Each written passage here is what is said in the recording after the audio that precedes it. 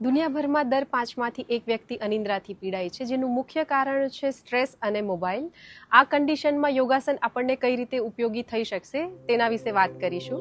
પહેલું આસન છે મકરાસન. મકરાસનથી આપનું શરીર રિલેક્સ થશે, ખાસ કરીને સ્લીપ ડિસ્ક અને સાયટિકામાં રાહત થશે. બીજું આસન છે મત્સ્યાસન. અનિદ્રા અને રિલેક્સ થવા માટે મત્સ્યાસન બેસ્ટ છે. આ આસન દરમિયાન ફેફસા એક્સપાન્ડ થાય છે, મગજ સુધી ઓક્સિજન પહોંચે છે.